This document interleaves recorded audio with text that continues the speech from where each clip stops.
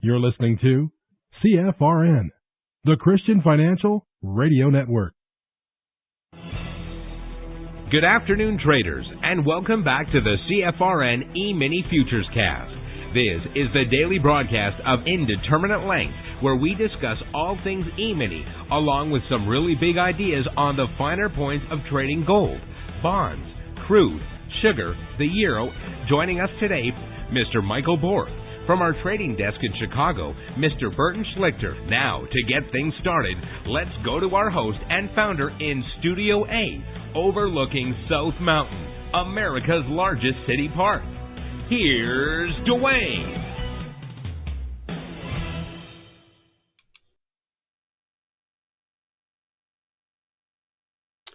Good afternoon. Welcome back. Today is Thursday, 18th day of May, 2023. My apologies for missing yesterday. I don't remember the last time I missed a day, unless it was pre-planned. But anyway, here today, by the grace of God. And so are you. Thanks so much for joining us. Whoever you are, wherever you are, we're just glad to have you right here, right now. This is our second live broadcast of the day. The first live broadcast is from 9:30 a.m. to 11:30 a.m. Eastern. That broadcast is reserved for members only and those who are taking their 1-week free trial. If you've not taken your 1-week free trial, you can do so by going to mytradingiq.com. And at the very top of the page, there's a button that says free trial. Click that. Doesn't matter what day of the week or weekend or hour of the day. You will get 5 consecutive trading days where you have access to not only the live training room, but one-on-one mentoring, every resource that all of our members have access to, you will have access to for 5 trading days, the exception of the members only workshop, which happens on Thursday nights at 8 p.m. Eastern. And that happens to be tonight. So if you've been on the trial for the past week, and you want to be in the members only workshop tonight, go here to eminifuturestrading.com, click the link, and it's 2 mouse clicks it takes. And that quick, you're a lifetime member.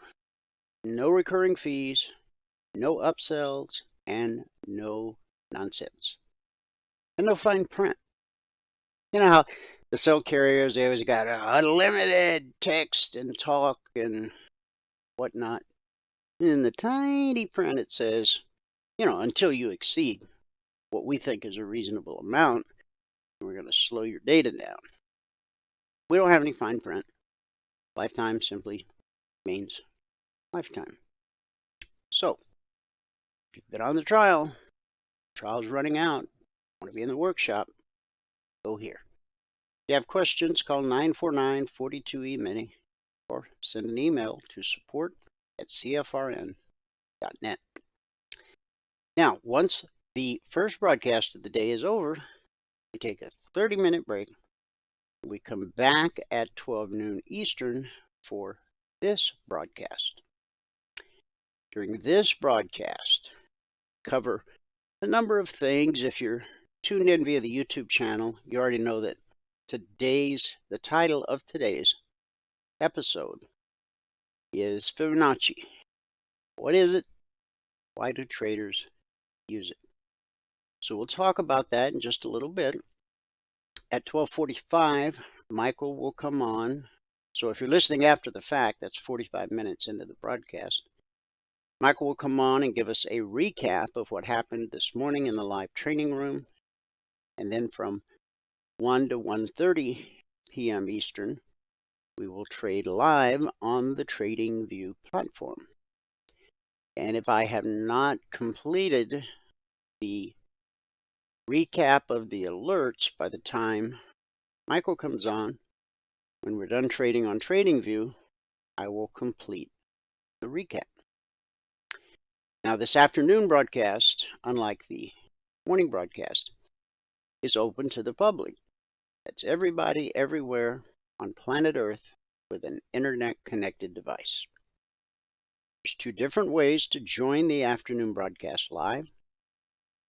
Best way, go to mytradingiq.com, scroll down to where it says afternoon broadcast, click the link, complete the 30-second registration form, and you're done.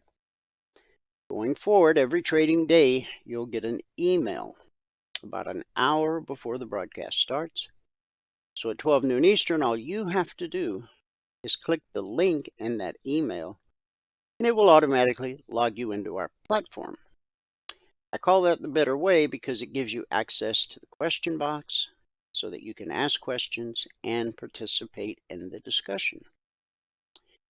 Now, on the days you're out of the office, away from the desktop, still want to join the afternoon broadcast live, or perhaps you're just busy and can't join it live, point your browser to our YouTube channel, youtube.com/CFRN. Easy to remember, youtube.com/CFRN. Not only do we broadcast live every trading day, except yesterday, on our YouTube channel, we also archive each and every daily broadcast. Currently, there's over 2,200 daily episodes archived for your educational and viewing pleasure. If you're new to the world of CFRN, it's a great way to get to know us, sort of like a crash course. Anybody can say anything today or do anything today. But what were we up to 6 weeks ago, 6 months ago, a year ago, 2 years ago, even more? You can find out by simply scrolling back on the YouTube channel. Pick some days at random. And you don't have to listen to the whole 2-hour broadcast, but fast forward to the part where I'm doing the recap of the alerts, or fast forward to the part where Michael's doing the recap of the live training room. And pretty quickly, after doing that, a couple of random days that you pick, you'll soon see that there's a thread of connectivity and a thread of continuity woven through each and every daily broadcast. So with that said, we're going to open with a word of prayer. And that is our devotional topic for the next, about a week. It's simply a guide to prayer. I mean, every believer knows about prayer and what prayer is, and we're supposed to pray, and etc. But how many of us fail to do it? Especially at times when people tell us they're having some kind of problem in their life, they kind of just unload on us and say, brother, I'm going to pray for you. And then we don't. Yeah. I don't want to be that guy. If I say I'm going to do it, I want to do my best to do it. Our scripture today is Luke 5:16. And I'll be sharing out of the Message translation. Jesus instructed him, don't talk about this all over town. Just quietly present your healed self to the priest, along with the offering ordered by Moses. Your cleansed and obedient life, not your words, will bear witness to what I have done. But the man couldn't keep it to himself, and the word got out. Soon a large crowd of people had gathered to listen and to be healed of their sicknesses. As often as possible, Jesus withdrew to out-of-the-way places for prayer. In that scripture, Luke 5:18, we can see that Jesus was sort of a rock star of the day. Although there may have been no music involved, the things he said and the things he did and the people he healed spread like wildfire. And it was difficult for him to have any alone time to pray to the Father.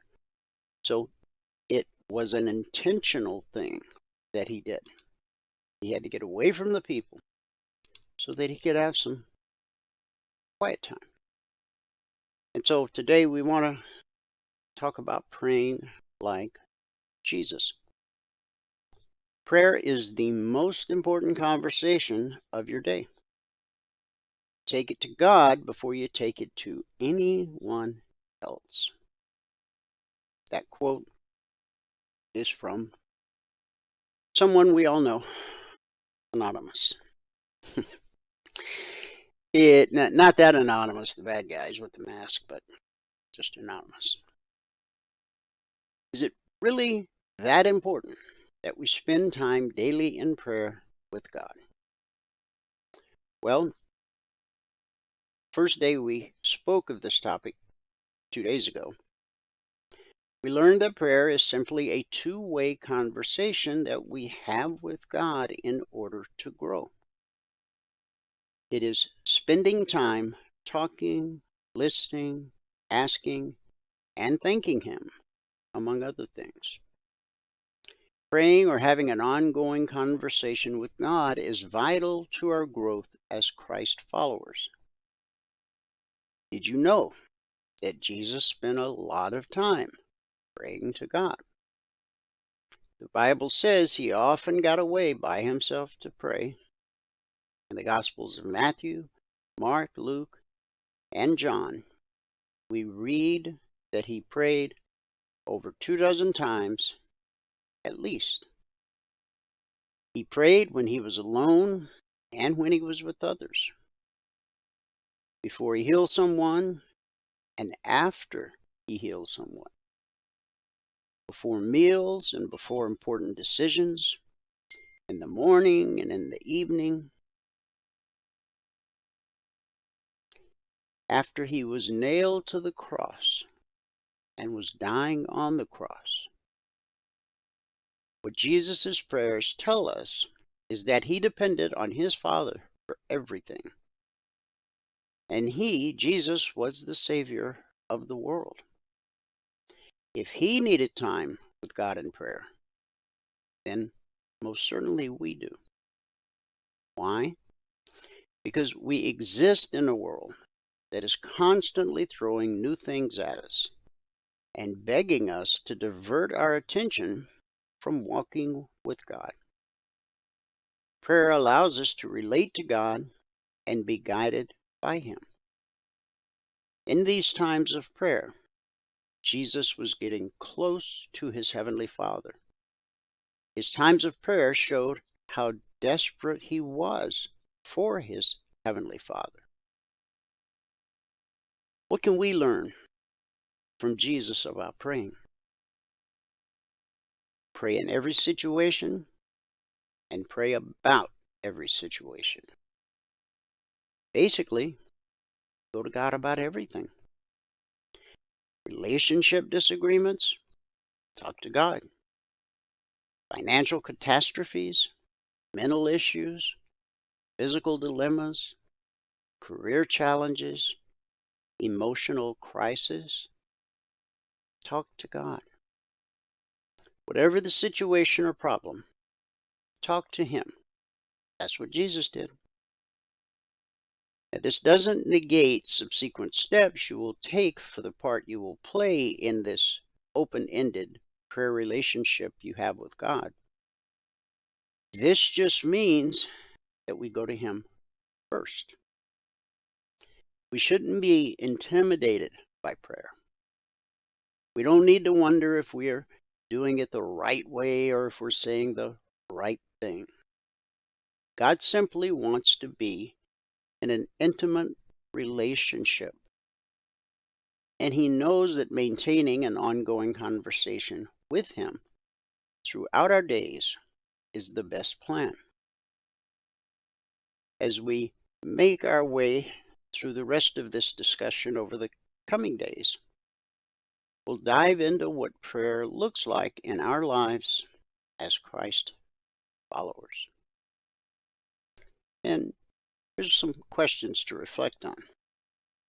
When do you find it the easiest to pray? When do you find it the most difficult to pray? Write down in your prayer journal any revelation that God speaks to you through what we're talking about and the scripture that we shared today. Join me in a word of prayer. Heavenly Father, in the busyness of life, we seek to follow the example of Jesus as stated in Luke. Just as Jesus often withdrew to solitary places to pray, we come before you now, seeking moments of stillness and communion with you.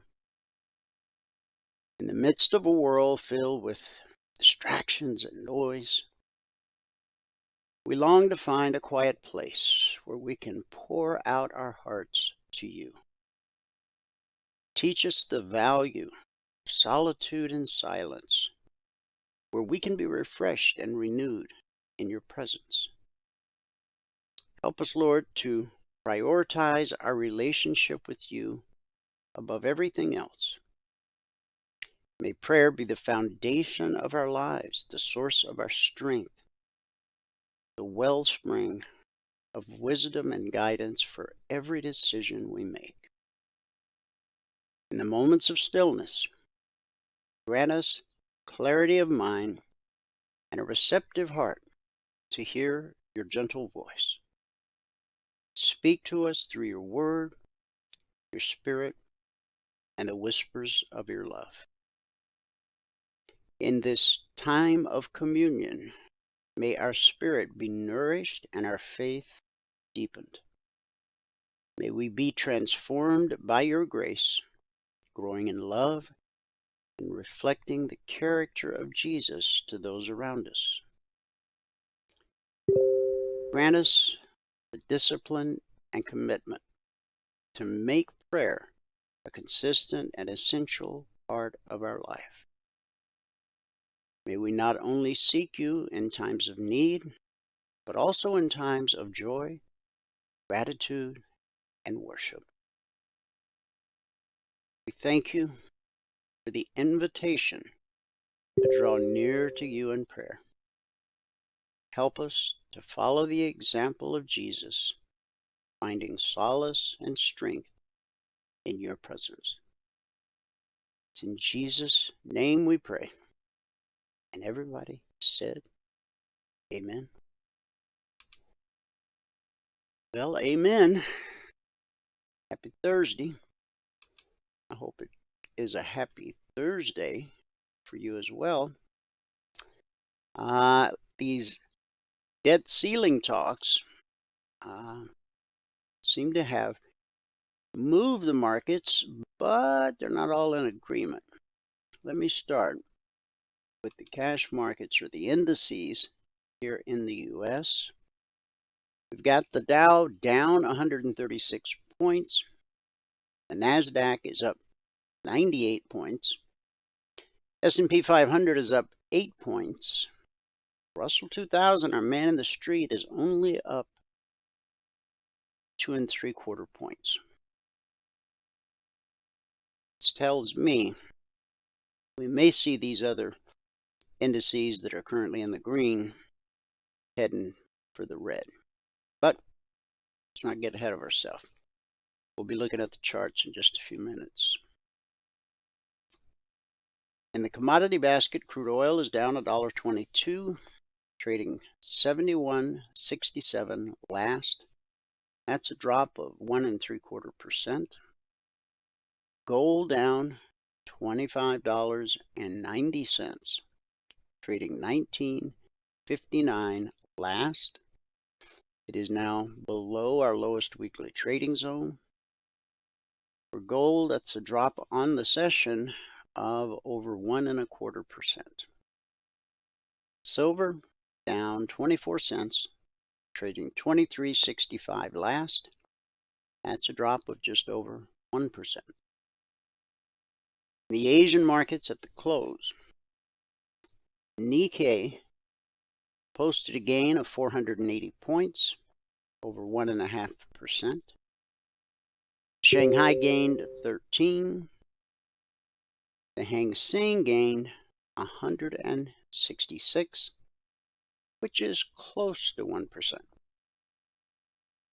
In the European markets at the close, FTSE up 19, the DAX up 212, the CAC up 47.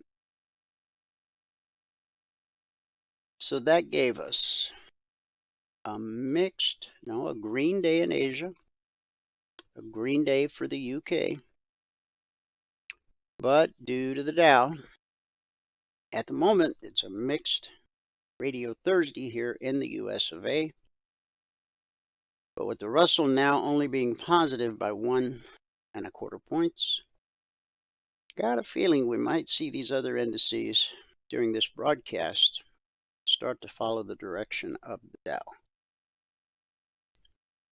The S&P, that's the bellwether. That's the one the other indices almost always eventually follow, but we'll see. We like to see them all green or all red. That's where you get some of your best high probability, low risk trade opportunities. But we'll see. We'll see what happens over the next hour and a half to 2 hours of this broadcast. Now, I did say that the topic of today's broadcast is Fibonacci. What is it? And why do traders use it? Now, on my charts, you probably noticed I only use them on the daily chart to help me get a true big picture look as part of where major support and major resistance are. But can they be used on smaller time frames? Absolutely. Okay. You may have heard, along with Fibonacci, the term the golden ratio. In the world of trading, where strategies and indicators abound, there is one tool that has stood the test of time: Fibonacci and the golden ratio. These mathematical concepts, discovered by Leonardo Fibonacci in the 13th century. I think I always say 14th century, but it was the 13th century, have found their way into the arsenal of traders across various financial markets. So we're going to explore what Fibonacci and the golden ratio are, and how and why traders utilize them to enhance their trading decisions. Fibonacci, a renowned Italian mathematician, introduced a number sequence that became known as the Fibonacci sequence. It begins with 0 and 1, and each subsequent number is the sum of the two preceding numbers. So you have 0, 1, 1, 1 and 1 makes 2, 1 and 2 makes 3, 2 and 3 makes 5, 3 and 5 makes 8, 5 and 8 makes 13, and so on into infinity. Interestingly, as the sequence progresses, the ratio of any numbers to the next number in the sequence converges toward a specific value, approximately 1.618. This number is known as the golden ratio, often denoted by the Greek letter pi, or as we here in English write it, PHI. The golden ratio exhibits a unique property. dividing a number in the Fibonacci sequence by its preceding number. In other words, 13 divided by 8, or 8 divided by 5, approximates the golden ratio. This inherent relationship between numbers in the sequence forms the basis for various applications in trading. Traders utilize Fibonacci and the golden ratio in different ways depending upon the market and the trading strategy being used. One of the most common applications is the Fibonacci retracement levels, which you'll see on my daily chart when we go there. These levels help identify potential support and resistance levels in a price chart, indicating areas where price corrections may end and the original trend may resume. To apply Fibonacci retracements, traders identify a significant price move, either up or down, known as the swing high or swing low. Then they plot horizontal lines at key Fibonacci ratios, such as the 38, the 50, and we call it the 62, but it's actually 0.618. And the 38 is actually 0.382. But for simplicity's sake, we call it the 38, the 50, and the 62. The one that's in play right now on the daily chart, most recently, was the 24. Above and below the trend line that connects the swing points, these levels serve as potential areas where traders anticipate price reversals or at least a bounce. Additionally, Fibonacci extensions are used to project future price targets beyond the initial price move. Traders identify the swing high and low, similar to Fibonacci retracements, and then draw additional horizontal lines beyond the current swing high or swing low. These lines are typically placed at Fibonacci extension ratios. These levels act as potential price targets if the trend continues in the same direction. Traders also apply Fibonacci time zones, which are based on the concept that price trends tend to experience retracements or reversals at specific intervals of time. Now, you've not seen me use Fibonacci time zones. When Garrett's on the show, sometimes he shows them on his chart. It's just a tool I really haven't found personally a use for, but you might find them important and usable. And if so, do a little research. You don't have to sign up for some expensive course or buy any expensive software. There's plenty of free information on Google.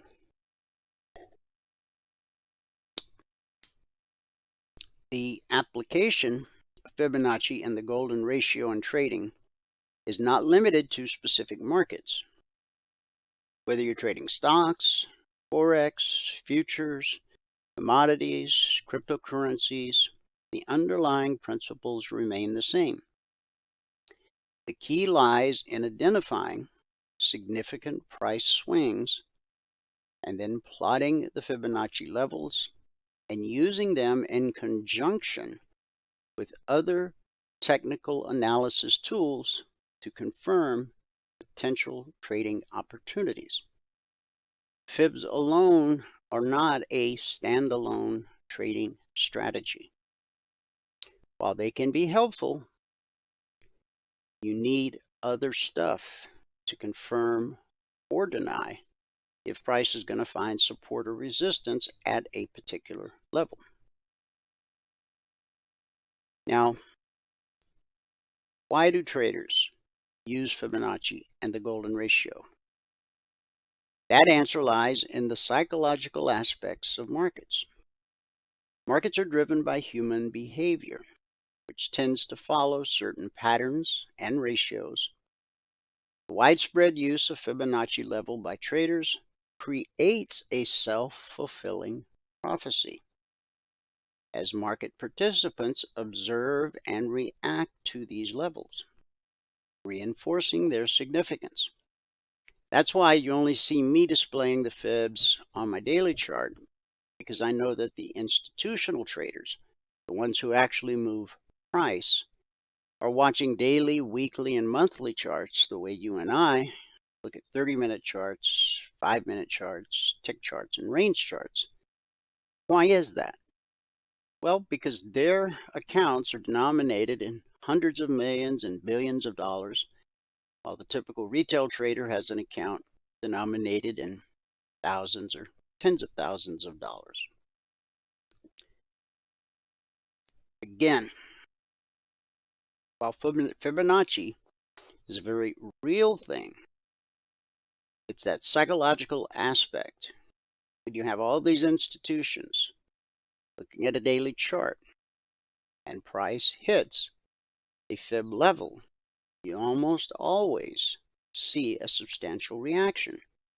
So is it the fib, or is it a self-fulfilling prophecy because people believe it's going to bounce at that area? I think it's a little bit of both, but you should make your own decision. It's important to note that Fibonacci and the golden ratio are not infallible tools. They should be used in conjunction with other technical analysis indicators and risk management strategies.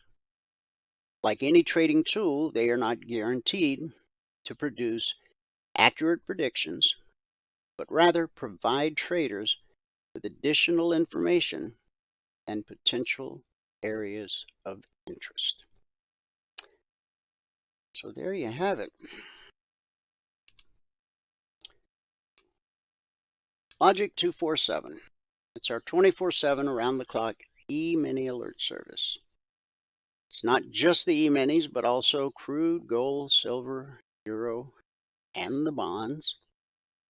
We rolled out Logic 247 250 weeks ago. Since then, we have issued over 14,100 individual handcrafted alerts for our members. Now, a logic alert is based on current price action, but there's time built in to the alert. For you to get the alert, study the 30-minute chart, see the window of opportunity that the alert represents, and then be prepared with your smaller time frame range chart to actually execute the trade when it sets up, when price reaches the entry area, whether it's a long or a short trade. Now, since the markets opened this past Sunday night at 6 p.m. Eastern, we've issued a total of 45 alerts, 11 never triggered. When Valerie did the recap this morning at 7 a.m., we were still waiting on the outcome of 5. I've issued some additional alerts since then, so she will update the recap this afternoon and then again this evening. This is where we stood at 7 a.m., 29 actionable alerts, of which 4 or 14% would have been stopped out based on not risking more than $300 per contract per trade, less when possible, using market structure and a simple 3-step process that we teach all of our passport holders in their unlimited one-on-one mentoring sessions. Over the last 250 weeks, we've averaged 20% or less of the alerts being stopped out based on that risk profile. The big caveat is you never risk more on a trade than the potential profit in the trade. If you're trading an alert, whether it's a long or a short, you have an entry price, and then you always have an initial target, and sometimes you have multiple targets, and then you have a final trade to target. So the difference between the entry price and the final trade to price That is the potential profit in that alert. It could be $500, it could be $1,000, it could be $2,000 per contract traded. But if you know that you're going to get out at the initial target, then you should not risk more than that. Otherwise, it becomes bad math, bad science, and eventually it will blow up your account. Now, along with the logic alerts, we still have our original alert service, the concierge trade alerts. And they're different in a couple of ways. One, they're based on historic price action. And it's not an either-or proposition. Logic works hand in hand with the CTAs. When current price action meets historic price action, that's where you'll find some of your best high probability, low risk trade opportunities. Also, the CTAs do not come out around the clock like the logic alerts. They're posted as a static report shortly after the Globex open each evening. Last night, this report was published at 6:25 p.m. Eastern. We cover the same markets, CTAs, as we do with logic. So what do you do with them? Well, we'll use the ES as an example. First thing you would do last night at 6:25 p.m. Eastern is make note of where price was on your 30-minute chart. Then draw a line in the sand at the long target, line in the sand at the short target. Those serve as great visual cues to help you understand where price is trying to go. Keeps you from selling in an uptrend and buying in a downtrend kind of thing. If price gets above the 30-minute BBC, that's the green line you'll see on my charts, it's attempting to reach the long target.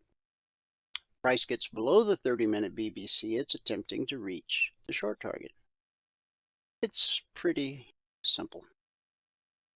You still have to look left to spot potential obstacles. That would be previous swing highs or swing lows, which could become current support or resistance. And over time, you'll learn how price behaves at a weekly trading zone. Price is always trying to reach a weekly trading zone. The zones are issued for our members Monday morning at 6:15 a.m. Eastern.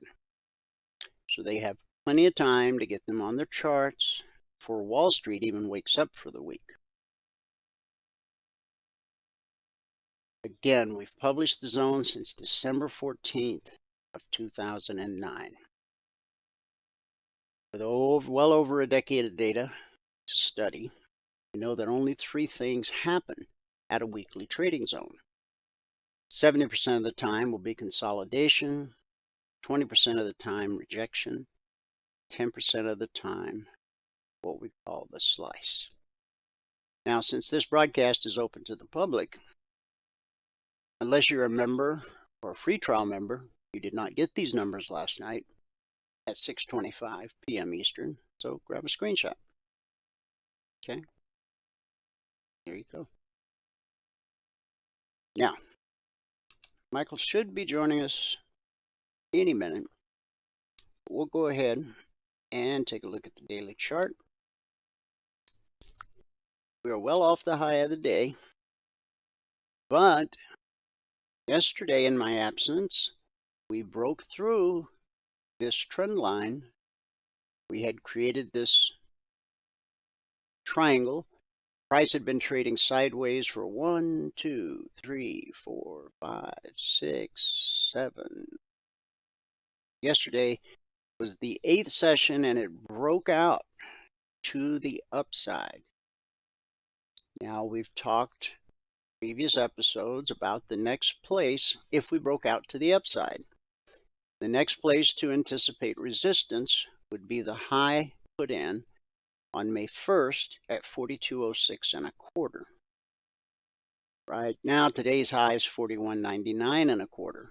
So we have not put in a higher high. We've been in the downtrend over a year. The low of the downtrend was put in December 13th. And so my fibs on this chart are drawn from the significant low. Remember, downtrend over a year. And then October 13th, the low was put in. And we bounced to the February 2nd high at 42.44. And then as price came down, we traveled right through the 24, unusual. We hit the 38 and bounced. We hit the 38 and bounced back to the 24. And this time the 24 did kick in as resistance. But really it was this previous bearish cross. Okay. Got two things working together. Congruence. And so we expected another move to the downside, which we got. And price bounced off the 50% fib retracement a number of times. Sent us back above the 38, and then we pulled back to the 38 and it held. Then we got above the 24, and then we had to pull back to the 24, which bounced us up to the high of May 1st, and then another drop to the 24% fib retracement, which has now bounced us up just shy of this high right here. So currently we've got a high, a lower high, and even a lower high. And this was a big green candle earlier in the day all the way to the tippy top. But it's like a shrinking violet at the moment. There was some talk about finding a solution to the debt ceiling fiasco, and I think the market took that as a positive note and it sent us higher. But now I think people are realizing, especially institutions, that making progress on the debt ceiling issue is not a solution to the debt ceiling. The green line, as I said, is the BBC, stands for bull bear cross. Price crosses above it, we're bullish, we anticipate higher prices. When price crosses below it, we're bearish, we anticipate lower prices. Red and blue indicator, the CFMA1, I call it blue and climbing, red and falling. One is bullish, the other bearish. So the best scenario for an up move is when price gets above the BBC and you have blue and climbing. Now, price rarely travels in a straight line. You get a leg and a retracement to the BBC. The pullback holds more often than not. A leg and a retracement. A leg and a retracement. A leg and a retracement. Now, while the pullback holds more often than not, we know eventually it will trade through. That's what keeps the markets fluid and tradable. So now we get a leg to the downside. We pull back to the BBC. Pullback holds for the two different reasons I explained, along with the BBC. And then that sent us down to the 50. And then we got above the BBC and started building legs to the upside, which we're still doing. Question is, are buyers committed enough to take out the May 1st high and then the February 2nd high?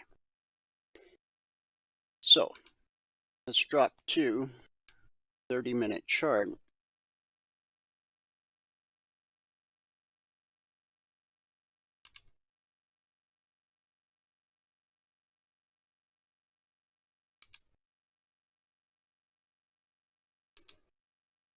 Weekly trading zones. When price rallies up to a zone, we expect resistance. When price drops to a zone, we expect support. When price pulls back to the BBC, it holds more often than not. So, at 6:25 p.m. last night, everyone had these targets, all members and trial members. Price traveled sideways with support below, BBC, red and falling overhead, which represents resistance. Once we finally completed the pullback to the BBC, when the step line crosses blue and climbing, that tells us that we're probably headed for a pullback to the BBC. And that's exactly what happened. So once price found support at the BBC and price started to rally, looking left, potential obstacle here, and then not another potential obstacle until here. And so you could have entered in this area right here at about 41.72, and that would have taken you up to the target at 41.79, which is 7 points, $50 a point, $350 per contract traded. Zones are an area just like fibs, so we got real close. The zone is 85/86. We made it to 83.75 on this move. Then price got below the BBC and it dropped all the way to the weekly trading zone. Now, this weekly trading zone was published Monday morning at 6:15 a.m. Eastern. Here it is Thursday, and it's still doing its job. Now, as I said, only 3 things happen at a weekly zone. 70% of the time it's consolidation. 20% of the time it's rejection. That's where when the 30-minute candle closes, the only thing left touching the zone is the wick. And then about 10% of the time, the slice. See how this 30-minute candle sliced through the zone?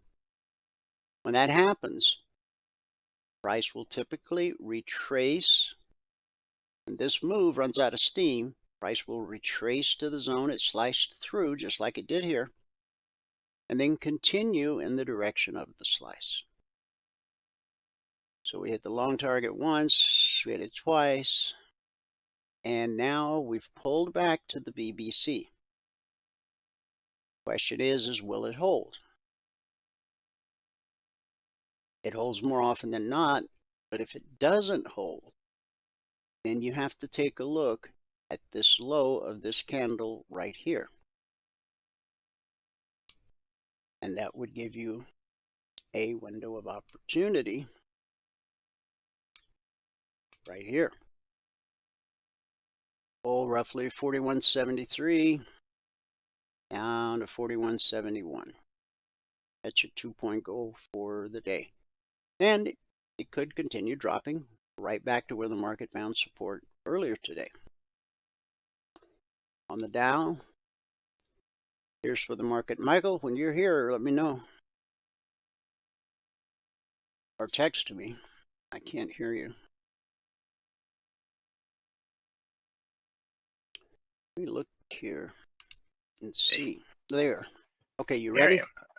Yep, let me just type in my name here. Okay. I had a little trouble get the TradingView thing going properly. Okay, guys, we covered the ES. We looked at the daily chart, but when we're done with the recap of the training room and trading live on TradingView, then we'll finish the recap of all these other markets. Okay. All right. All right. Here we go. Looks good. Good. All right. Good afternoon, everyone. Today is Thursday, the 18th day of May, 2023. Now, if you've not taken a free trial with us and you want to, go here to mytradingiq.com. Just right here, so sign up for your free 5-day training now, 9:30 to 11:30 Eastern time. Click on that. Once you click on that, you should come here, download your trading platform, whichever one you use. If you don't have one yet, just sign up for TradingView. It's this one right here. Sign up for TradingView, give us a username. Even if you have one of the other platforms, DT Pro or Ninja Trader, still sign up for TradingView and give us a username, because TradingView is primarily what you're going to see right now. All right, so we had a pretty good day today. After a week of really slow days, we had a pretty good day. Now, if you're going to read the spreadsheet, you got to read all the CFTC risk disclosures at the bottom. Today's the 18th day of May, 2023. Made 93 ticks on the NQ, 35 ticks on the Russell, 17 ticks in gold, and that was it. So we're up $810 a contract on the morning session. Today took 1 minute and 2 trades to get to $740, and we took a total of 18 trades this morning. So on the month now, we're at $4,720. That's over 14 trading days, averaging $337 per contract per 2-hour trading. How many trading days do we have left this month? 1, 2, 3, 4, 5, 6, 7. 7 trading days left. So 30% of the month is left. That's all right. Should get a pretty good number out of that. So on the month now, we're at $4,720, averaging $337 per contract per 2-hour trading day. We've gotten our goal in 92 out of 95 days so far this year, and that puts us at $45,765 on the year. That's averaging $481 per contract per 2-hour trading day. Now, if you were to consistently get your goal every day and quit trading and add 1 contract per month, quit trading when you get your goal and add 1 contract per month, you would only have to work about 29 hours so far this year, and you would have averaged $1,354 an hour on the year. Okay. All right. Now I'm going to be kind of quick about this because it took me a little bit more time getting in here than I thought it was going to. So we'll get into the trades that we took. The first one we took here on gold was right here. We picked up 5 ticks on that one. The next one we took on gold was over here, and we picked up 10 ticks on that to get us to plus 15. Then we had one here that got us to 16, and we had one more somewhere that got us 1 more tick somewhere in here. I think we had 1 more trade that got us a tick, and that got us to 17 ticks. So we're at plus 17 on the gold. During the break, there was 1 nice trade right here, and 1 nice trade here off the ribbon. I wouldn't have done anything else in there. Okay, remember the trades off the ribbon with the arrow are the highest probability trades. All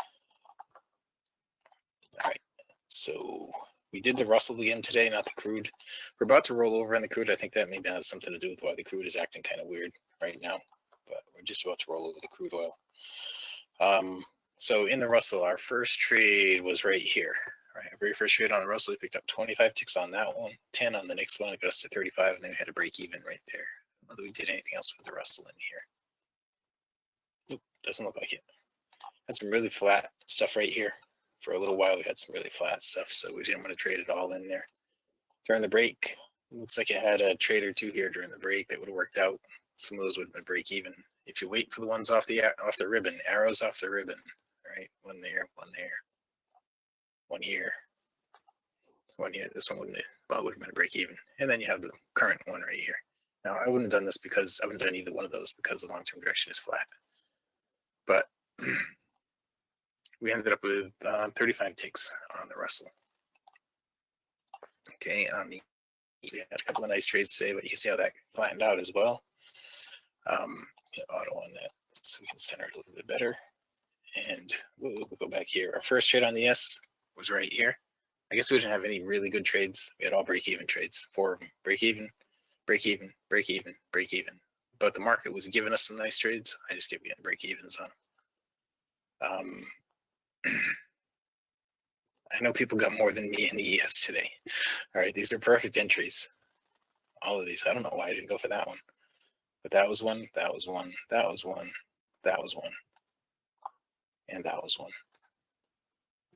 I don't know. Break-evens on all of them is what I got. Maybe I was waiting for the pullback to the ribbon, something like this one right here. But that was during the break, and I would have missed that. And this one right here hit the ribbon, and that would have stopped you out. Then it got really choppy and sideways. And that was the ES. So it was really good trading earlier this morning, but then everything kind of slowed down. Look at all this right here on the NQ. That's awful. With the question box out here. Put the question box out. There it is. Okay, I don't see any questions yet. Slide this back now. The NQ is where we got our goal for the day. Our very first trade on the NQ. I think it was our first trade. Yeah, it was. We had our first trade on the ES, but our first trade where we got the goals on the NQ. It was right here. We picked up 30 ticks on that first trade. Then the next trade, we had 1 tick, then 4 ticks. That goes to 35 total. Then went from 35. Well, it was this one right here, I think. Actually, it was this one. It almost stopped me out. It was this one right here. It almost stopped me out, but it didn't. And then I got 36 on that one, got me to 65. And then I had a break even, and we didn't trade it for a little while. And in here, I went from 65 to 73, so I had 8 ticks there. And then the next one I did was right here, from 73 to 93. And I took this one toward the end of the session. I ended up with a break even on it. I was looking for it to get up here to the swing high, which it eventually did, but it went all through this stuff right here, which would have taken you out to break even and then not given you another trade to take advantage of it. I probably wouldn't have done this. It would have worked out, but I wouldn't have done that. I wouldn't have done this. I would have waited until this right over here. It would have given me a break-even trade right through there. Okay, this would have been okay. I'd have taken that, but not that. I'd have taken this, which would have given me a break-even trade right here. I'd have taken this. No, I wouldn't have taken that either. Sorry. I would have been looking for a lower swing. So I'd have taken this, which would have given me a break-even trade. And then nothing the rest of the morning. And that was the NQ. Okay. Now, I'm sure you think your trading view is delayed, but I don't know how to fix that. Dennis, if your trading view is delayed, do you have real-time data? To get real-time data in TradingView. Okay, if you have real-time data, then it shouldn't be delayed. I don't know how to fix it if it's delayed. Are you sure you're on the right contracts, the right months and all that? That might be another thing that's throwing you off. You know, I don't know. If you're paying for the real-time data through TradingView and your data is delayed, then I really don't know how to fix that for you. You'd have to contact TradingView. Yeah, call them or find them over here in the message boards, you know, in the chats. You can type something in here in these chats, and sometimes somebody in there can help you. Okay, I don't know for sure, but I do know that it is 12:59. So if you have not taken a free trial with us and you want to take a free trial, I know you have, Dennis, but go here to mytradingIQ.com and right here sign up for the free trial. All right, I got to start the live stream right now, guys. So I'm going to jump into that. I'm going to jump into that right now. I had to open that on a separate window because it was giving me a hard time. All right, so here we go. Live stream. Let me shut that off. Click that. Go to this. Click that. Share that. And start stream.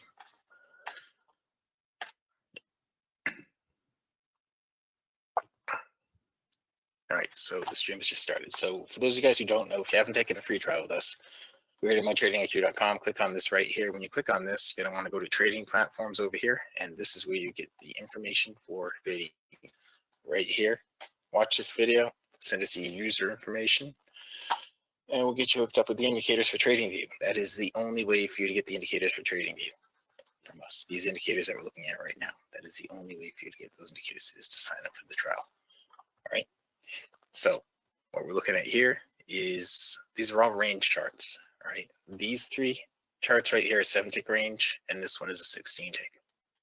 What that means is every bar on this chart is 16 ticks high, and every bar on all three of these charts is 7 ticks high. We don't have any trade opportunities right here, right now. We had a really good morning. We were up 93 ticks on the NQ, 17 ticks on gold, and 35 ticks on the Russell this morning, in the 2 hours this morning that we traded. I don't know what we're going to get right now in the next half an hour, but if we get something, you know, we'll let you know. Right now, what we're looking at is a long-term direction that these outer bands right here, they have to be trending. And right now you can see they're just changing direction after just a little bit of movement, they're changing direction. So we really don't have a trend. Anybody that's in here who wants to see anything other than futures, just type in a symbol. Like yesterday, we had a couple of symbols typed in toward the end of the session yesterday, but I'm happy to go over anything. You can just type in a symbol. I'll show you what it looks like. If it's a stock, you know, I can show you that. If it's crypto or Forex, whatever, I can show it to you. You know, we specialize in the futures right here because there are so many ambiguities in Forex that you do not have trading futures. If you guys are out there and you're Forex traders, you've really got to take a look at this because there's, I don't know, all the guys that come to us that are past Forex traders, they just love trading futures. So just want to throw that out there for any guys that seem to be watching or are watching. We'll look at it after the fact. The trial really is free. To sign up for the trial, all you have to do is go to mytradingiq.com. Okay, here, I'll paste it in here for you. Just go there to mytradingiq.com and sign up for the trial. The trial really is free. When you click on the button right here at mytradingIQ.com. You click on, once that page loads up, I'll go back to it. But you click on that, and this is it. Nope, almost it. Okay, is it there? There it is. You click on that, and it just gives you the information to get into the room. All we ask for is your name, phone number, your email. And these are all little drop downs you can answer. If you're going to take the trial and you have TradingView, and you're probably in here because you have TradingView, give us your TradingView username right here so we can set you up with your indicator set right away. As soon as you sign up for the trial, we can set you up.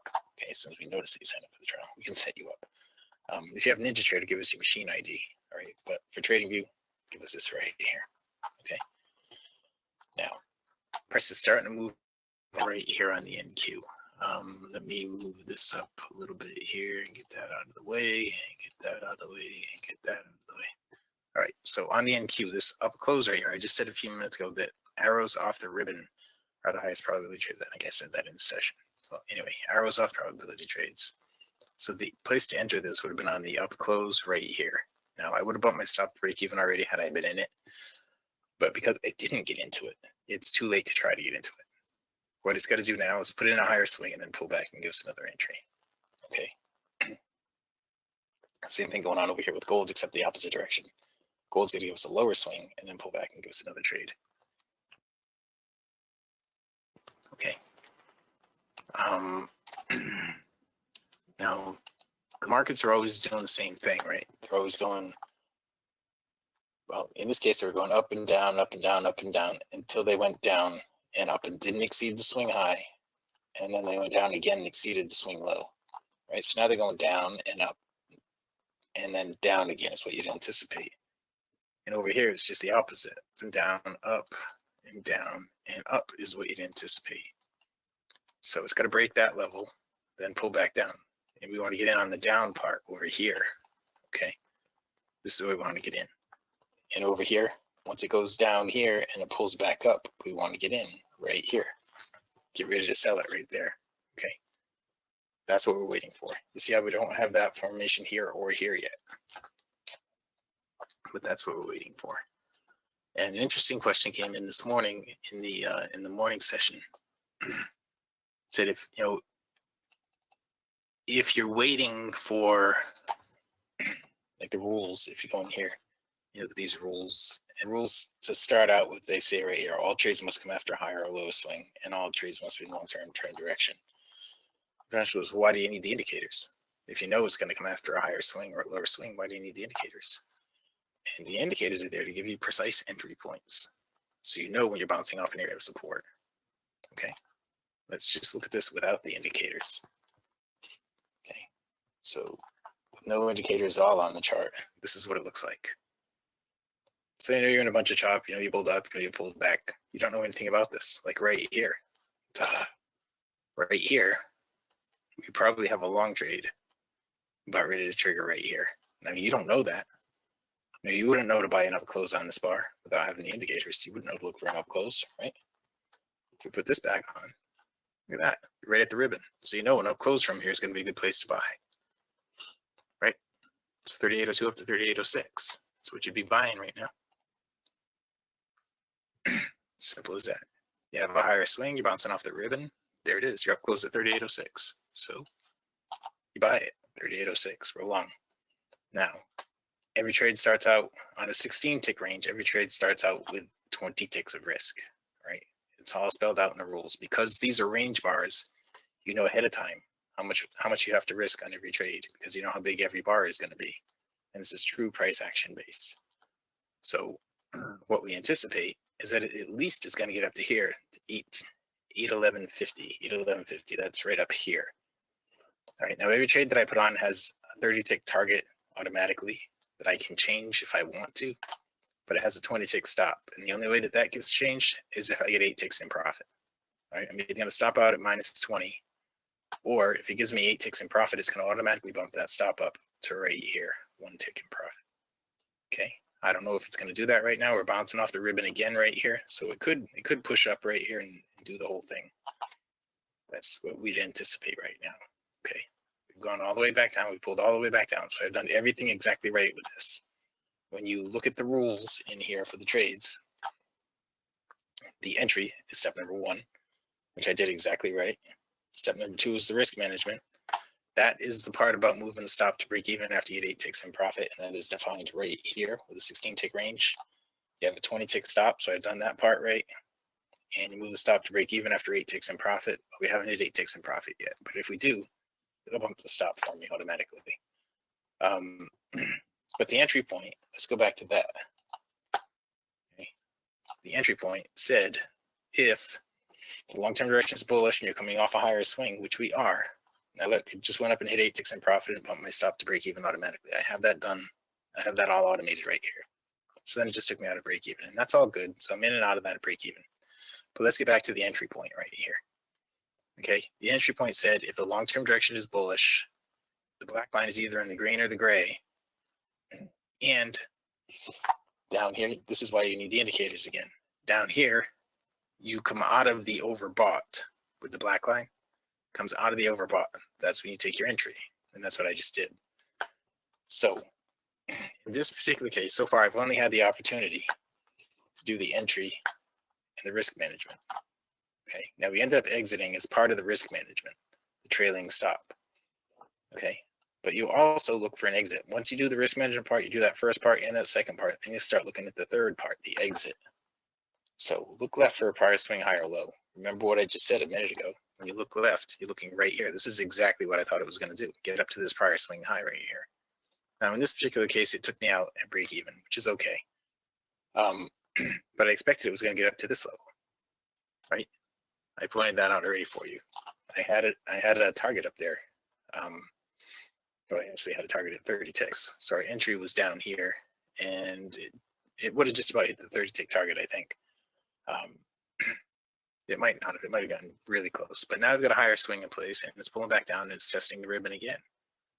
Okay, so now because we've tested the ribbon, we're not in the oversold here, but we don't need to be in the oversold.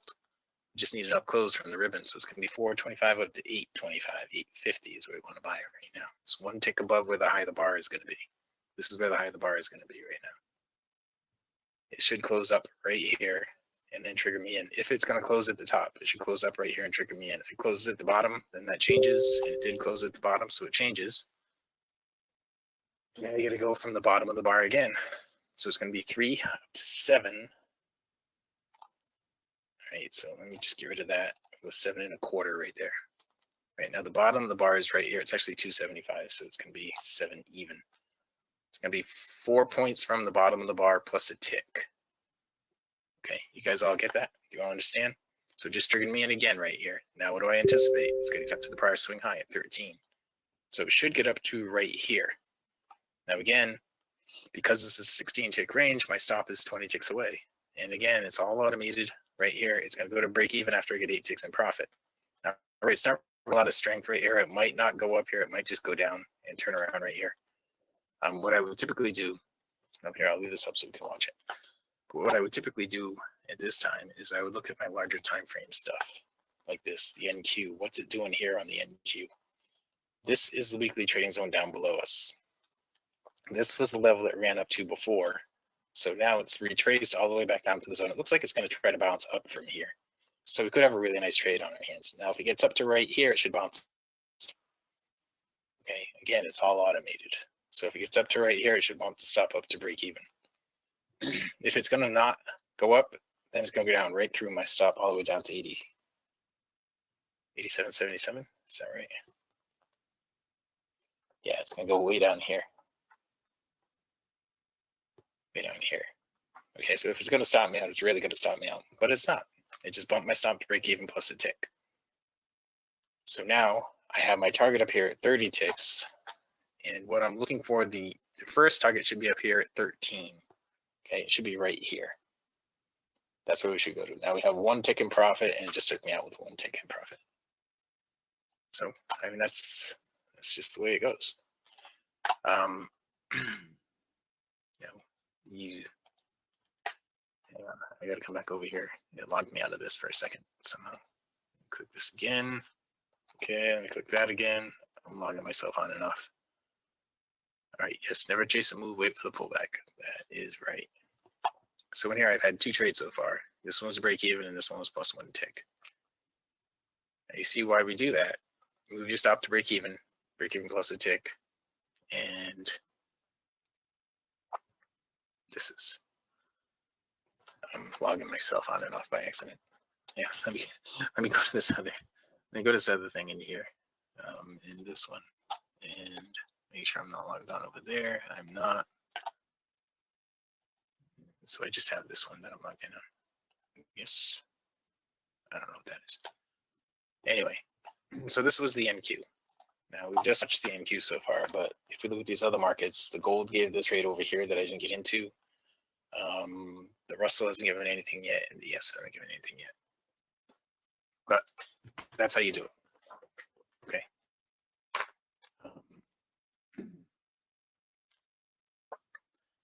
Anybody has any questions, type them in. If you're in the live stream, you have questions, type them in. We have 16 minutes left in this session.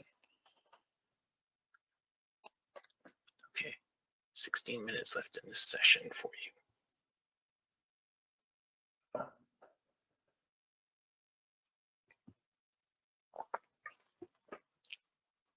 What we need, following the rules, on the gold, we'll say, all right, see how the gold is going right here? Long-term direction is getting down here. We had a lower swing right here, came up, gave a trade. Now what we need is put another lower swing in, right? That would be this, the lower pivot swing. We need that to happen. The long-term trend is these outer bands right here. If we get a lower swing, those will spread out some more and be more bearish. Okay, and then we'll look for the pullback. So it'd be a short trade sell with or without the slingshot. It depends what happens, right? This is getting toward a trade setup. You could argue that the ES has one right here, but it's not really trending. The NQ, we gave it a shot here. That first one gave us enough to get some decent profit in it. The second one gave us enough just to get a break even. Okay, and the second one, it did not come from the oversold right here. So it did not have the slingshot. Okay, that second one, hang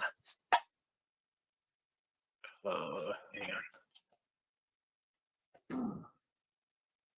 Okay, Roger, are you in here right now? Okay.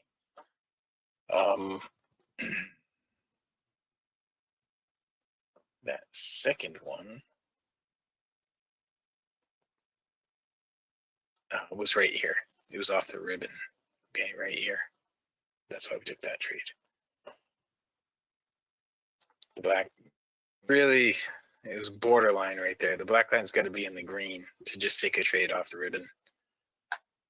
It was borderline right there, not in the green. But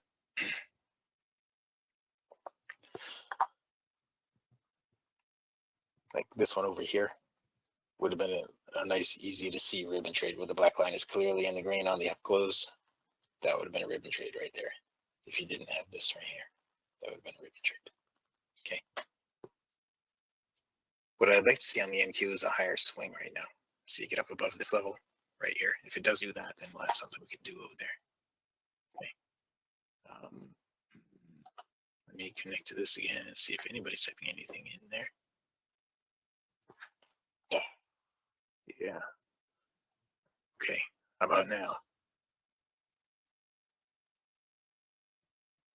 Okay. And there's an echo. The TV stream doesn't seem to show the bottom indicator split screen. How's that? Is that better? On it for you, Dwayne. TradingView, is it showing the? Is it showing everything?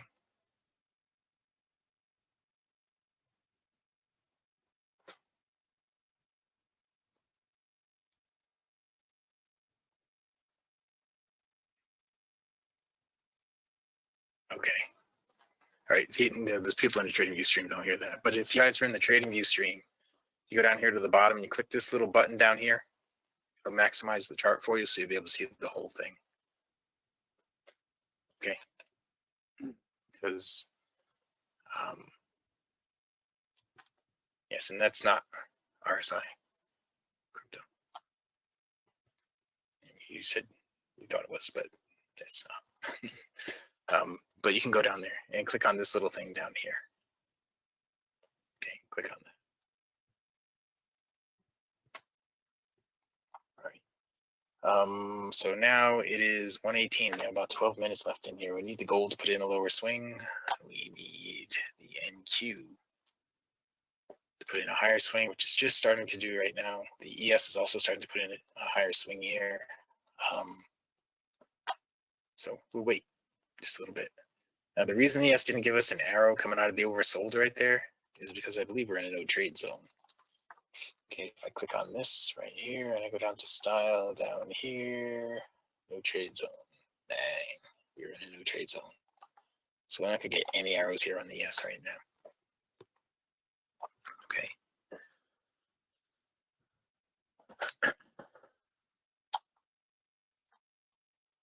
I know that's hard, Dwayne, to not remember that everybody in that other room can't hear you when you start talking, because we used to just be able to do this.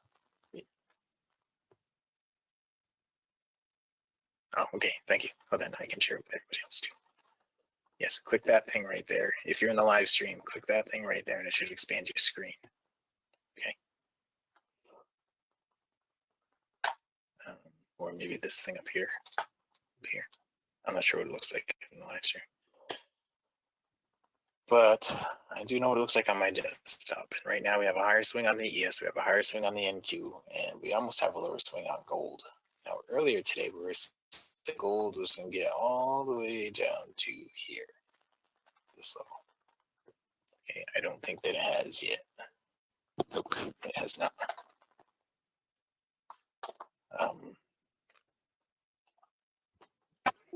So we're still waiting patiently on the gold. It's just barely putting in a lower swing now, so that's starting to look a little more better, a little more attractive, a little more better. Sorry, that's kind of dumb. More better. All right, so yes, English really is my first language. It really is.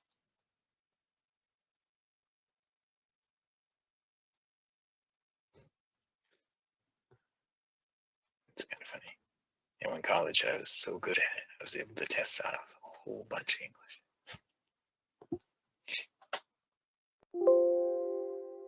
$30 credits of English. All right. So what we need here is pull back down, test to the ribbon, or for the black line to get into the oversold. Same thing here on the NQ. Pull back down and test to the ribbon, or the black line to get into the oversold. Right, that's what we need to set up another trade on those two markets. Over here on gold, we need it. It just barely has a lower swing, but we need to get up and test the ribbon or to get up into the overbought. Right, see the opposite direction because well, you're trading in the opposite direction. We're going to go short on the gold and long on these two.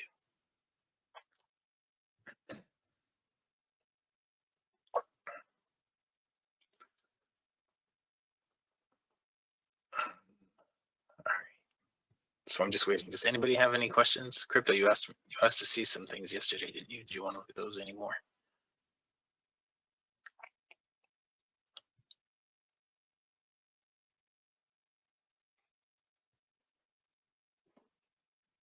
Or see anything else today? I'm happy to look at anything else you guys want to look at while we wait for trades to set up here. Okay, we only have about 8 minutes left. So if you want to look over some of those equities, now's the time. We had those two trades on the NQ. That looks like it might be all that we're going to get. We could get one here on gold. We could get one on the Russell. Now the Russell's been pretty well behaved today, doing things that it should do. You know, taking the trades that it was given were given just the right times and running to where they should go to, as far as we knew.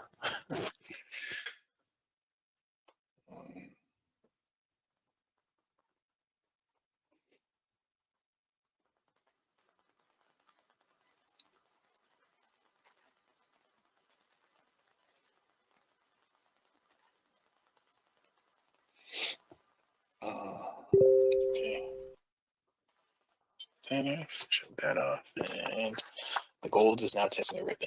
Okay, so what we need now is a down close on the gold for 58.0. You would be selling 57.2. Okay. Now that number is a little higher because it got up a little higher. It's 58.3. You would be selling 57.5.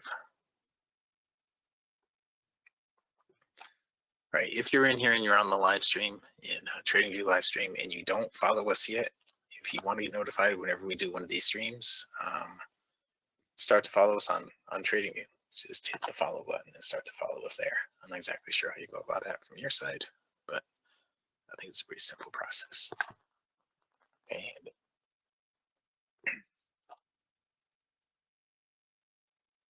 Okay.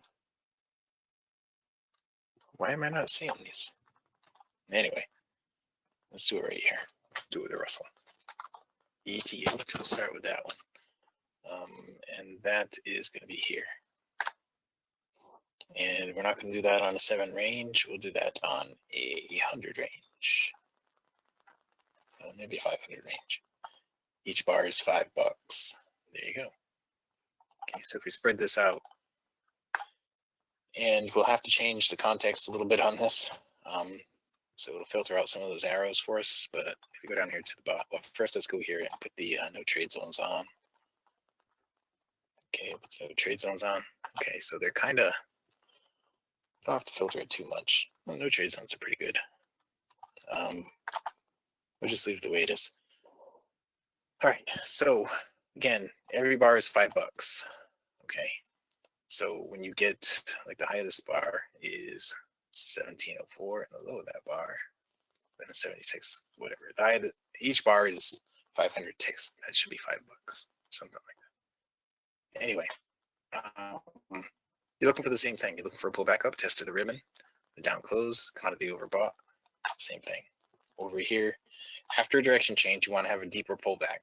Okay, like I wouldn't go for one of these shallow pullbacks. I'd wait for a deeper pullback, like something in here to take that. Even though these worked out just fine, I would wait for a deeper pullback. But this is what it looks like here on a 500 range. Now, if you want to get something that's going to give you more trades, go to a smaller time frame, a 100 range. Now, each bar is worth $1 in here, but you're looking at the same thing over and over and over again, right? That's what either looks like. And what was the stock symbol you wanted to look at too? What was that? SAVA. SAVA. This one. This. Okay, so we're probably gonna have to change something on this. Yeah, the sensitivity. We'll have to change the sensitivity a little bit. And this, we'll probably go to a 50 range on this. So every bar is 50 cents on this. Okay. And we are gonna have to change the sensitivity. It's pretty close. No, I'll just leave it alone. It's pretty close. So we could look at it exactly the same thing. When price starts moving up, you get your pullback, you come out of the oversold, you're gonna have your entry, another entry off the ribbon right here. What you anticipate after you get a trade is that it's gonna exceed the prior swing high, right? Exceed the prior swing high, exceed the prior swing high, exceed the prior swing high. Another thing, part of the training is also leg lengths.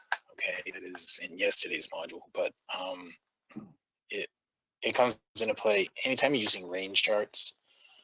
Leg length they come into play. So like let's say this right here was the leg length. Okay, so that's what you anticipate when you get a pullback. You anticipate that it's going to do that kind of movement.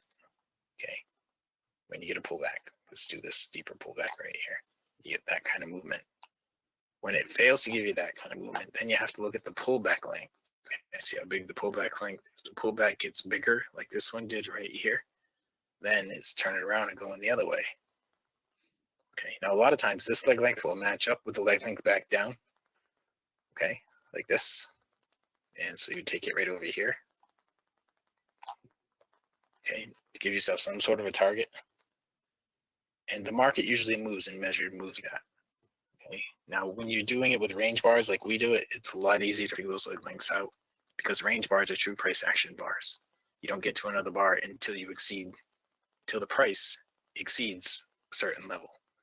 With any other kind of bar, you get to another bar just by exceeding some other thing. Like you exceed volume, you exceed time, you exceed a number of transactions. But with range bars, you have to exceed price one way or the other. So that's why we use range bars all the time. Okay, let me hit refresh on this and see if I see the actual comments coming in. Hang on, I'm not going to hit refresh on that one. Let me hit refresh on a different one. I don't think I have it open. If I hit refresh on this, I think it's going to shut you guys off. I don't know why I'm not seeing the comments coming in on that. Anyway, that is Casella Sciences. So right now it said to sell right here a few minutes ago. Okay, and it should probably get down to this level right here, down to 23.83. And you can see it had some support back here earlier. There was some buyers here at 24.35. So right in this area right here, I would expect to see some buying. And that's not to say that it's not going to stop. It's not going to stop going down here. But right here, it'll probably go back up and give you another leg down. Okay, so you'll be looking at the leg back up right now, the retracement leg. Okay, this retracement leg was this big. Okay, so if we do get down here, if it does get down here, let me grab this. If it does get down to this level, then we'll say it takes some time to get down there. It gets down to this level, then the retracement will be back to here. And you know, in that time, the markets aren't just going to sit there. I think it's doing this entire screen. So let me see if it will let me draw this on the screen and show you. Yeah, it will. Okay. So the markets aren't just going to sit there. You know, these, as the market goes down, these lines are all going to go down with it. And so then when it goes down here like this, price gets down here, it's going to pull back up and it's going to be hitting one of these levels right here as they continue down. And then what you're going to have is another leg length going down like that. And then you look left and see if you have some area of support over here. And you do. Imagine that. Same thing over and over and over again. It's amazing. Anyway, my time is up here today, guys. But we do this stuff every single day, day after day. And we do it with futures in the morning because the futures are always moving and they're easy for us to get in there and put the trades on, do a whole bunch of trades, show you that it works over and over and over and over and over again. Like right here on the NQ is about to work again. It just did from back here. I wouldn't have done that because it was flat right here. But this right here, I'll take a short right here. Get that. It's got a high right now of 825. So looking at 425 on the downside, and there it is on the downside. So that's what I would have been doing in there. Would have been shorting that right in there. Anyway, that would have stopped me out if I did do it. But you see over here, we had the short over here. We never got the short over here on the gold. It never gives another short on this. This is the short we were just talking about on this. And you see it's gone down a little bit further down here. Now, if we take this leg length and we go back, this was the leg length we were working with, right? So this is where I think it's going to go down to here. Okay. That's it, guys. With that, oh sure, just change to GXY. I don't see the things that are coming in over there, D. So if you keep telling me when they come in, then that would be great. And if you can answer any questions that are coming in too, because I can't see any of those. But, yeah. Okay, is this the one you want to look at? Dollar currency index? I'm not sure which one you want to look at.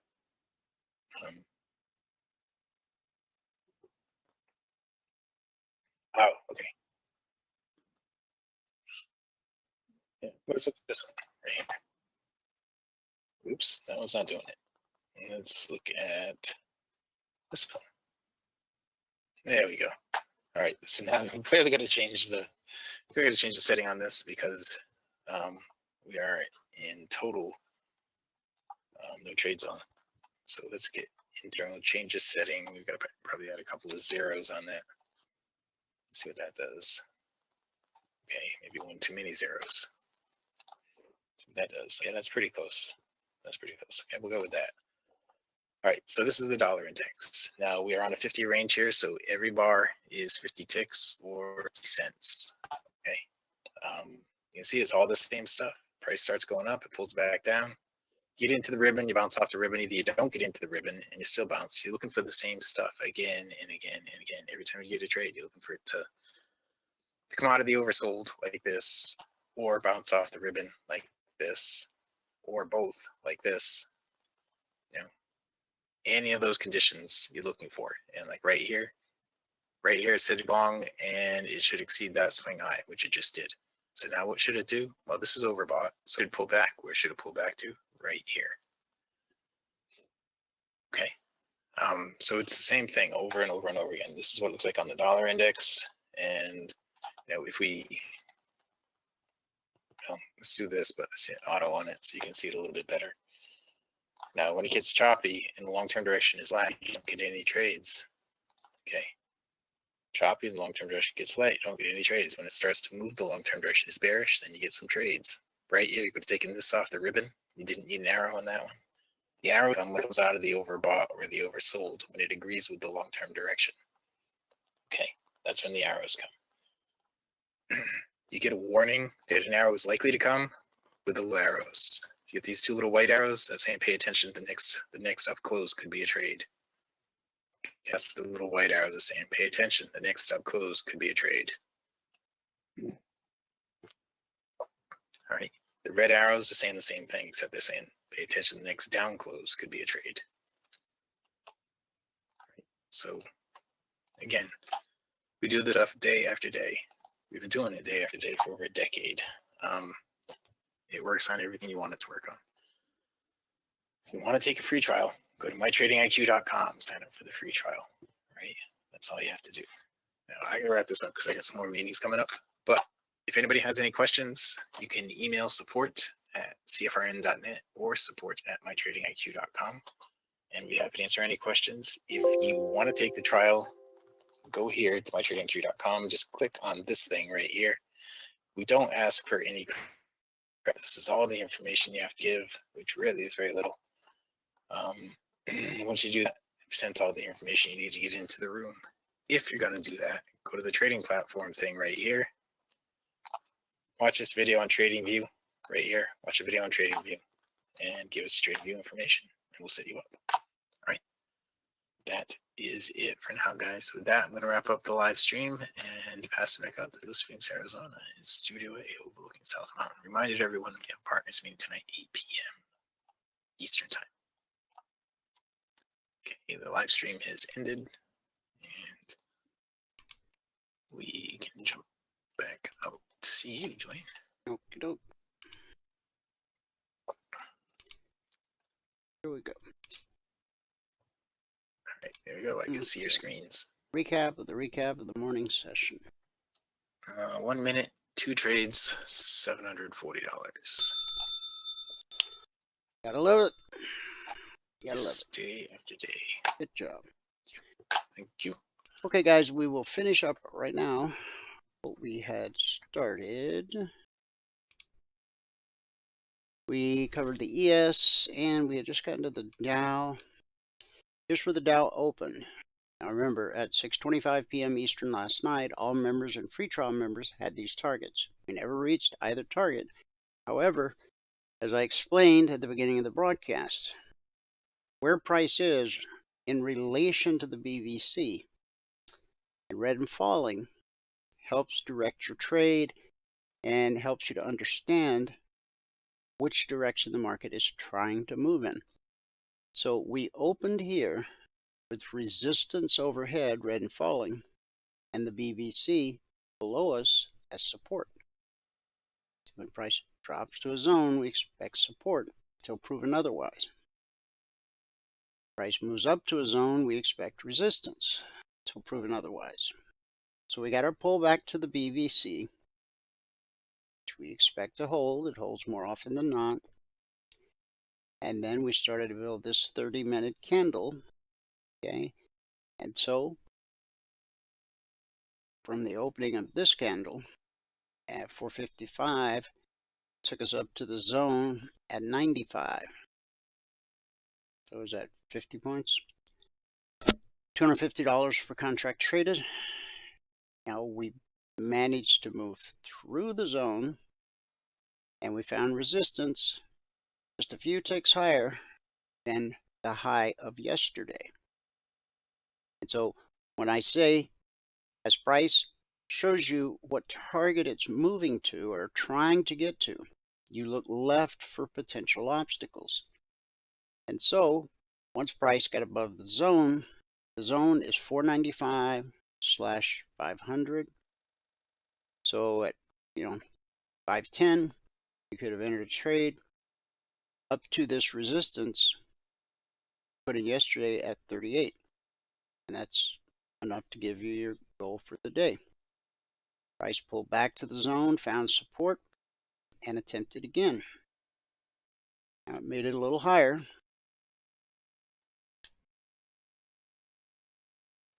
Okay, this is Thursday, Wednesday, Tuesday, Monday, all the way back to Friday, last Friday. Okay, we should have been expecting resistance here. And again, we spiked it a little bit, and we spiked it, but it just didn't hold. So price gets below the BBC.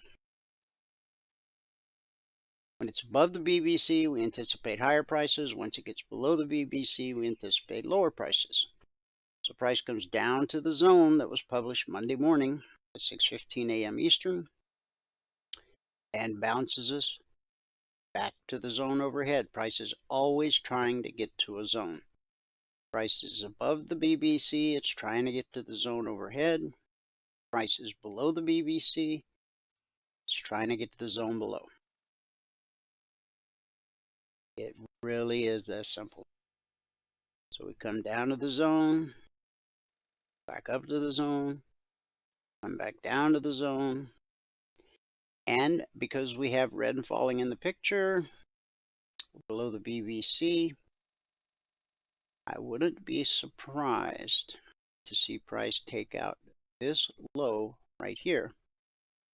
And so looking left, where's your window of opportunity?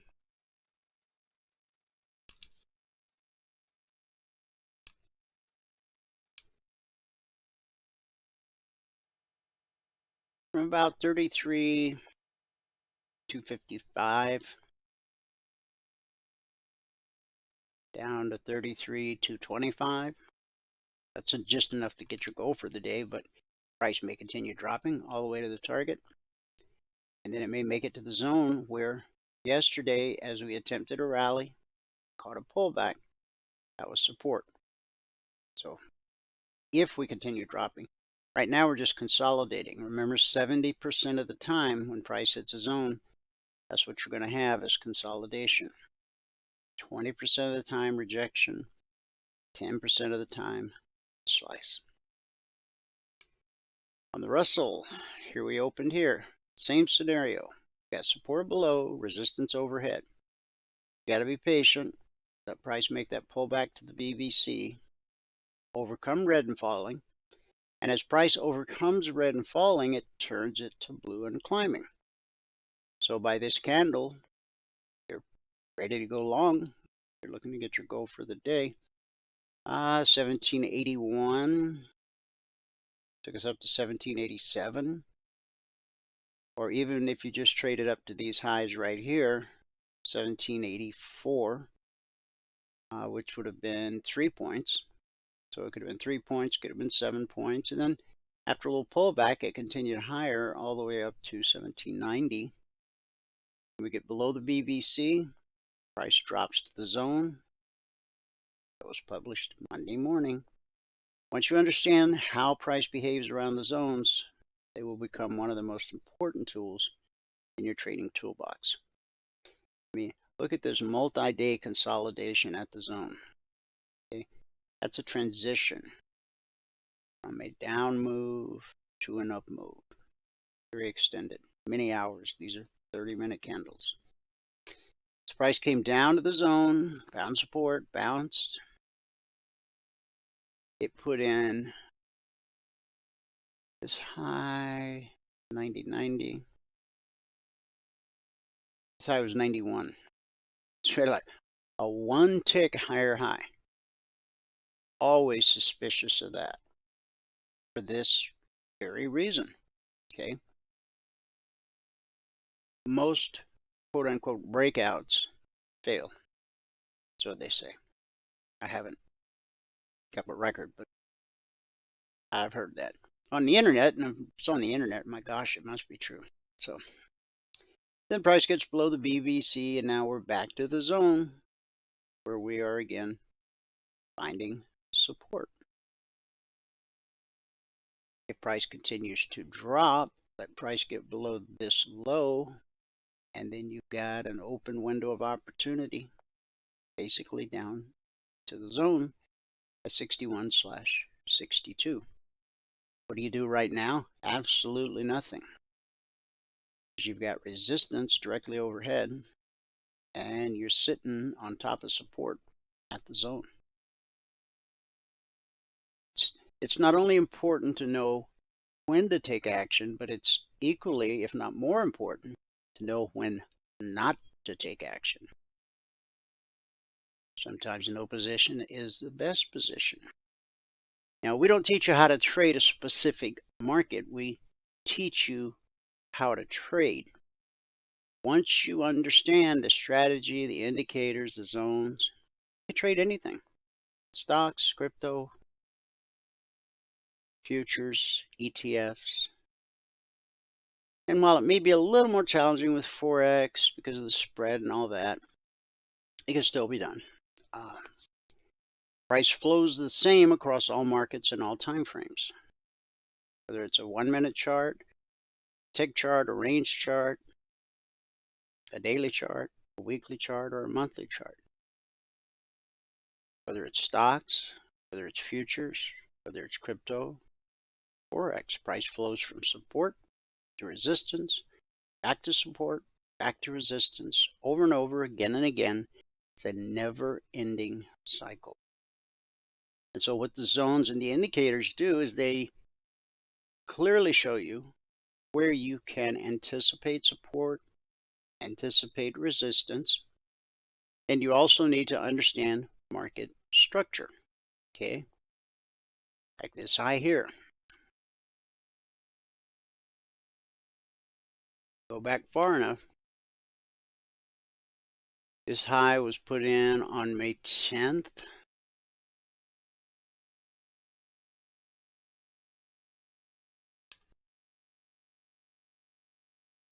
Here we are. Understanding what the chart is telling you. The chart is telling you a story. There's a narrative.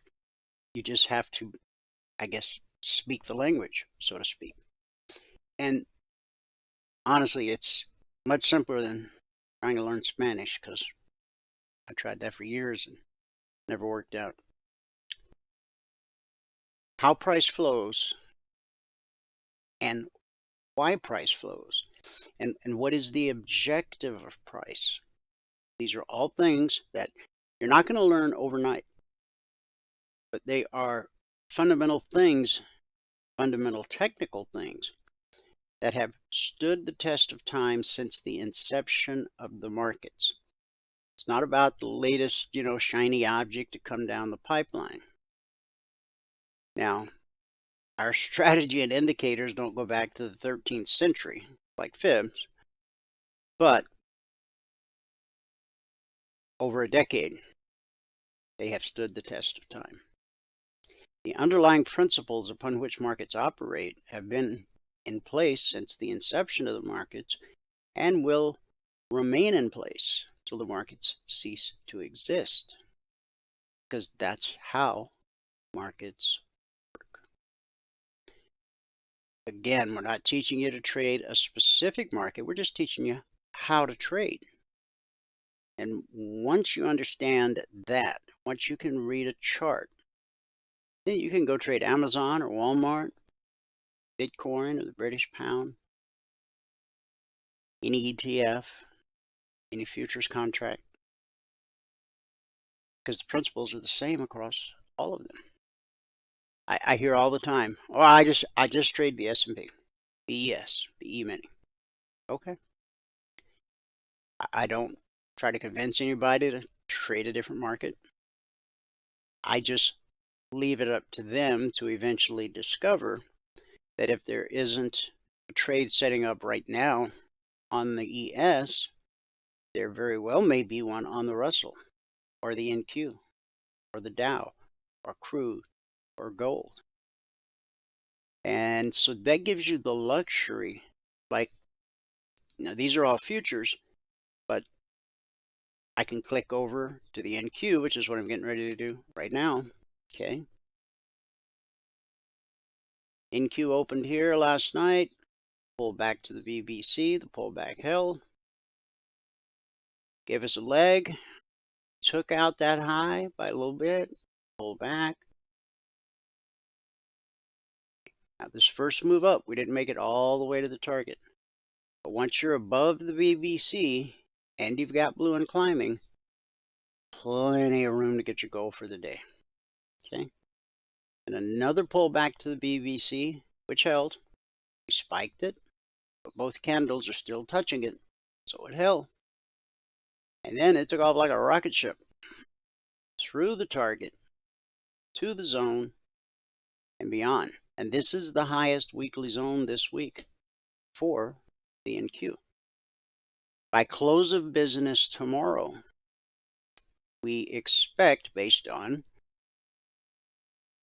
all the data going back to December 14th of 2009, we anticipate that by close of business tomorrow, price will be at this number or below. Now, are there cases where the market closes above the highest zone or below the lowest zone at the end of a week? Yes. In fact, it's happened a couple times here recently in crude and in gold too, I think. So right now, because the step line has crossed blue and climbing, if price can get back down through the zone, when that step line, the black line, crosses from the left side to the right side of blue and climbing, that's an indication that price is typically going to try and pull back to the BBC, which we expect to be support. And then we would trade it again on the long side back up to the zone. Now, some people might wonder, well, if that's what you think is going to happen, then why don't you sell this? Well, there's nothing wrong with that, except that it's a counter trend trade. As I mentioned in the Logic 247 channel, there's over 14,100 individual alerts, but every one of them is a trend trade. And it's a trend trade defined by price and the BBC. If price is above the BBC, I'm only going to issue long alerts. If price is below the BBC, I'm only going to issue short alerts. So this would be a counter trend trade. So while it's something you could trade, the reason I don't put them in the alert channel is because a counter trend trade does not have the same high probability, low risk nature of a trend trade. So for those who are learning how to trade, I want to make sure that what I give you in the Logic 247 channel is the highest probability, lowest risk opportunities that I'm capable of finding. And as you receive those alerts and you study the 30-minute chart and wait for the alert to trigger, pretty soon you do that enough times, you start to spot those windows of opportunity yourself. This window of opportunity just happens to be counter trend, so it won't make it into the alert channel. But we certainly hit the target and then some. All right, crude oil. We opened, pinched between support at the zone and the BBC and resistance at red and falling. We consolidated for quite a few hours. We tried to break out above these highs and we printed a doji. Okay. Now that's an indication of a potential reversal, and the market dropped. We got below the zone, blue and climbing, turned to red and falling. And we've had a leg down and a retracement to the BBC and another leg down. Still working our way down to the short target at 71.30. But, I mean, even just this candle here opened at 71.94, put in a low at 62. So basically that's $300 per contract traded in that one candle. And you're confident in that because you know price is trying to get to the short target. You know price is trying to get to the zone below. You've got red and falling overhead. You're below the BBC. And the step line is on the left side of red and falling. Now, if we go sideways another candle on this 30-minute chart, what's going to happen? Step line is going to cross red and falling. If that happens, then you anticipate a pullback to the BBC and then another leg to the downside. Okay. Gold really fell out of bed. Here's where the market opened last night, pulled up to the BBC. Looking left, we can see potential obstacle here, here, here. So there was a window in here where you might have considered going long.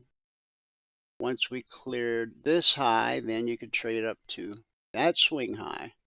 And then that brings you to the target where we expect price to stop, as it did yesterday. However, it unfolded differently. Price got below the BBC, blue and climbing, turned to red and falling, and down we go to the target. This first move down to the target, like this one candle right here, opened at 84.3 and dropped to 82.2. That's over $200 per contract traded in that one candle. And you should have no concern about selling the open of that candle because everything is stacked exactly the way you want it. Now, when the step line crossed, what happened? We got a pullback to the BBC. And we continued dropping through the zone. And now the step line has crossed, red and falling again. And so we anticipate a pullback to the BBC. Now this is the lowest weekly zone this week for gold, 68/69. So as price pulls back up, expect resistance, another leg to the downside. But by close of business tomorrow, we would expect price to be at or above the lowest weekly zone. Whether it will or not, well, we won't know until 5 p.m. Eastern tomorrow. Silver opened at the zone, consolidated, red and falling. Never any reason to think about going long, only short. And it took us to the target, to the zone. Spiked the zone a little bit, bounced to some wide-ranging consolidation at the zone, and we're now at the zone. But a 2-penny move is enough to get your goal for the day.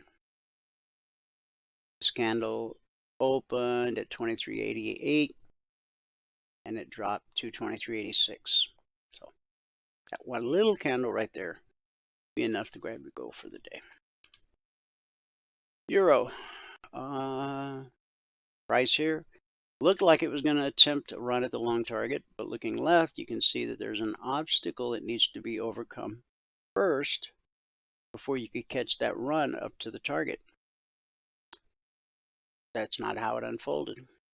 Instead, price got below the BBC, Blue and climbing turned to red and falling, and there we dropped right to the target. Consolidated at the target for a number of hours. Yesterday's low right here. And then we dropped through the zone and below the zone. And there's still one more zone below on the 6E, the euro. Bringing us back to the daily chart. Remember, we had a big green candle after the news this morning,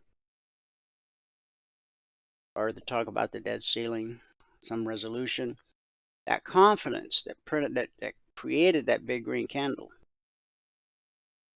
before we could put in a higher high, that confidence waned. Now we're sitting with a bearish candle. If we were to close right here, right now, it's a very bearish pattern, candlestick wise. To become a lifetime member, be in the members only workshop tonight. Go to eminifutures.trading.com. Couple mouse clicks. I'm a lifetime member. No upsells, no recurring fees, no nonsense, no fine print. That's lifetime access to the live training room. Unlimited one-on-one private mentoring. Round-the-clock support. Strategy you learn and the indicators you own for life are fluid across all markets, all time frames. You also get the Logic 247 alerts, the concierge trade alerts, all that and much more. Everything a trader needs, all under one roof, one low price. Let's wrap it up with our good word for the day. Yesterday we talked about using your God-given creativity. Today we'll talk about a prayer of forgiveness. Ephesians 4:32. Forgiving one another, just as God, through Christ, has forgiven you. The Bible says, get rid of all bitterness, rage, anger, harsh words, and slander, as well as all types of evil behavior.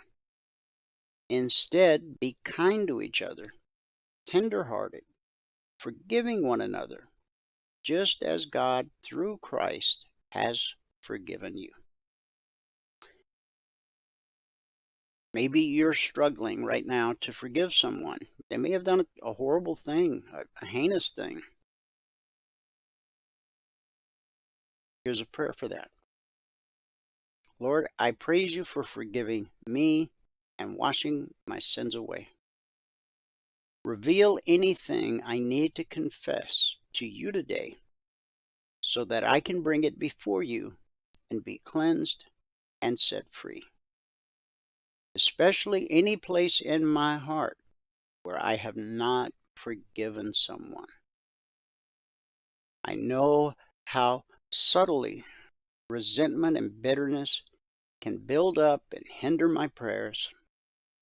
I recognize that my lack of forgiveness towards others can keep me from experiencing your forgiveness. That's Mark 11:25. To say that I need your help to forgive others the way you have always been forgiving towards me is a huge understatement. You forgave the unforgivable on the cross. I acknowledge that I am incapable of forgiving on my own. Remind me that I cannot make my forgiveness conditional upon whether people deserve it or not, and that the focus of my heart must remain on becoming more like. Give me the grace to forgive and not hold forgiveness back until the other person says or does what I think they should do. Take away any anger, bitterness, or resentment in my heart. Pour out your Spirit upon me and cleanse me of all that's not of you. Enable me to walk in the forgiveness you have given me and to extend it to others. In Jesus' name, amen. When you harbor a grudge or resentment against someone else, it doesn't hurt them. They don't feel any pain. You're the prisoner. So, in forgiving others, you actually set yourself free. And what other people think of me is none of my business anyway. And that's our good word for today. Thanks so much for tuning in. Whoever you are, wherever you are, may God continue to richly bless you with His mercy and with His grace. And I'll see you at the bell.